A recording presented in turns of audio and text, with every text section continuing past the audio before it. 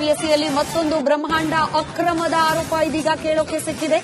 ಈ ಹಿಂದೆ ಕಾಂತ್ ಕುಮಾರ್ ದೂರು ನೀಡಿದ್ರು, ಇದೀಗ ಅಭ್ಯರ್ಥಿಗಳು ದೂರು ಕೊಟ್ಟಿದ್ದಾರೆ. ನಾವು ಸಹ ಎಫ್ಐಆರ್ ದಾಖಲು ಮಾಡಿದ್ದೀವಿ ಅನ್ನೋ ಪ್ರತಿಕ್ರಿಯೆ ಇದೀಗ ಕೆಪಿಎಸ್ಸಿ ಕಾರ್ಯದರ್ಶಿ ಕೆ ಜ್ಯೋತಿ ಅವರಿಂದ ವ್ಯಕ್ತವಾಗ್ತಾ ಇದೆ. ಬ್ರಹ್ಮಾಂಡ ಅಕ್ರಮದ ಬಗ್ಗೆ ಉನ್ನತ ತನಿಖೆ ಆಗಲಿ, ಉನ್ನತ ಮಟ್ಟದ ತನಿಖೆ ಆದ್ರೆ ಎಲ್ಲವೂ ಕೂಡ ಕ್ಲಿಯರ್ ಆಗತ್ತೆ. ಅಕ್ರಮದಲ್ಲಿ ಭಾಗಿಯಾದವರಿಗೆ ಶಿಕ್ಷೆ ಆಗಬೇಕು, ಕೇವಲ ತನಿಖೆ ವರದಿ ಇಲ್ಲಿಗೆ ನಿಲ್ಲಬಾರದು ಅಂತ ಹೇಳಿ ರಿಪಬ್ಲಿಕ್ ಕನ್ನಡಕ್ಕೆ ಕೆ ಜ್ಯೋತಿ ಎಕ್ಸ್ಕ್ಲೂಸಿವ್ ಪ್ರತಿಕ್ರಿಯೆಯನ್ನ ನೀಡಿದ್ದಾರೆ. ವೀಕ್ಷಕರೇ, ನಿಮಗೆ ನೆನಪಿರಬಹುದು, ಹಿಂದಿದ್ದ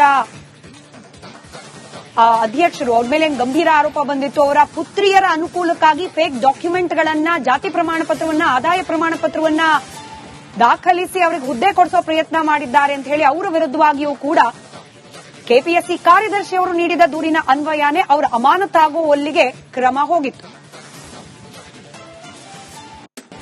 ಜನವರಿಯಲ್ಲಿ ನಡೆದ ಪಶುವೈದ್ಯಕೀಯ ಪರೀಕ್ಷೆಯಲ್ಲಿ ಅಕ್ರಮ ಆಗಿದೆ ಎಂಬುದು ಗಂಭೀರ ಆರೋಪ ಸಹ ಕೇಳಿಬಂತು. ಹೀಗಾಗಿ ಸಾಕಷ್ಟು ಅಭ್ಯರ್ಥಿಗಳು ಇವತ್ತು ವಿಧಾನಸೌಧದ ಪೊಲೀಸ್ ಠಾಣೆಗೆ ದೂರು ಸಹ ನೀಡಿದರು. ಇಲ್ಲಿ ಮಾಜಿ ಅಧ್ಯಕ್ಷರು, ಸದಸ್ಯರು ಭಾಗಿಯಾಗಿದ್ದಾರೆ, ಮಧ್ಯವರ್ತಿಗಳು ಭಾಗಿಯಾಗಿದ್ದಾರೆ. ಒಂದು ಹುದ್ದೆಗೆ 80 ಲಕ್ಷ ಡಿಮ್ಯಾಂಡ್ ಇಟ್ಟಿದ್ದಾರೆ ಎಂಬುದು ಗಂಭೀರ ಆರೋಪ ಸಹ ಮಾಡಿದ್ರು. ವಿಡಿಯೋ, ಆಡಿಯೋ ಸಹ ಒಂದ್ ಕಡೆ ಬಿಡುಗಡೆ ಮಾಡಿದ್ರು. ಈ ಒಂದು ವಿಷಯಕ್ಕೆ ಕೆಪಿಎಸ್ಸಿ ಕಾರ್ಯದರ್ಶಿ ಜ್ಯೋತಿ ಇದ್ದಾರೆ, ಅವರನ್ನೇ ಮಾತಾಡಿಸ್ತೇನೆ. ಮೇಡಮ್ ನಮಸ್ತೆ. ಈ ವಿಷಯ ನಿಮ್ಮ ಗಮನಕ್ಕೂ ಬಂದು ಅನ್ಕೊಂತೀನಿ. ಈಗ ಅಭ್ಯರ್ಥಿಗಳ ಕಡೆ ದೂರು ಸಹ ನೀಡಿದ್ದಾರೆ. ಒಂದು ಹುದ್ದೆಗೆ 80 ಲಕ್ಷ, ಇದರಲ್ಲಿ ಸದಸ್ಯರು, ಮಾಜಿ ಅಧ್ಯಕ್ಷರು, ಬ್ರೋಕರ್ಗಳು ಭಾಗಿಯಾಗಿದ್ದಾರೆ ಎಂಬುದು ಗಂಭೀರ ಆರೋಪ. ವಿಡಿಯೋ, ಆಡಿಯೋ ಎಲ್ಲ ಬಿಟ್ಟಿದ್ದಾರೆ ಮೇಡಮ್.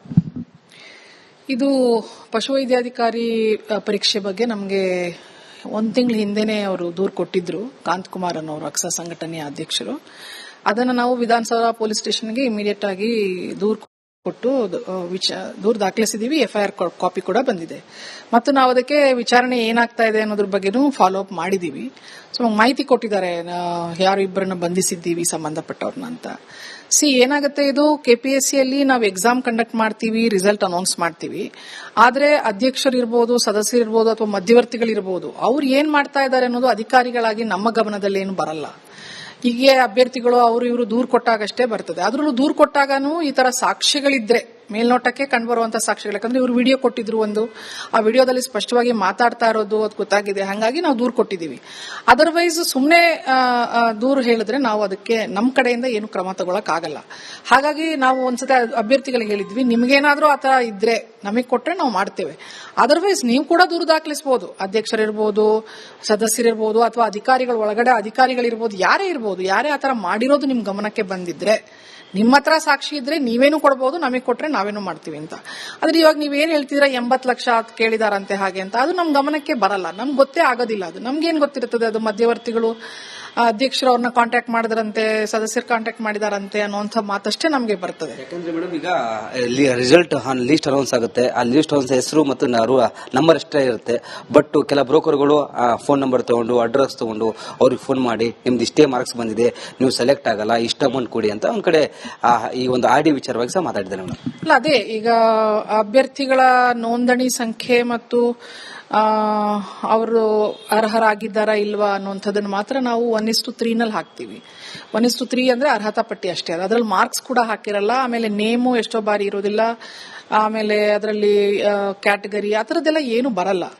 ಆದ್ರೇನು ಈ ಥರದ್ದೆಲ್ಲ ನಡೀತಾ ಇದೆ ಅಂತಂದ್ರೆ, ನಮಗನ್ಸೋ ಪ್ರಕಾರ, ನಾವು ಮತ್ತು ನಮ್ಮ ಅಧಿಕಾರಿಗಳು ಮಾತಾಡ್ಕೊಳ್ಳೋ ಪ್ರಕಾರ ಇದು ತನಿಖೆ ಆಗ್ಬಿಡೋದೇ ಒಳ್ಳೇದು. ಯಾಕಂದ್ರೆ ನಾವು ಕೂಡ ಅಧಿಕಾರಿಗಳಾಗಿ ಬಹಳ ಮುಜುಗರ ಅನುಭವಿಸ್ತಾ ಇದ್ದೀವಿ.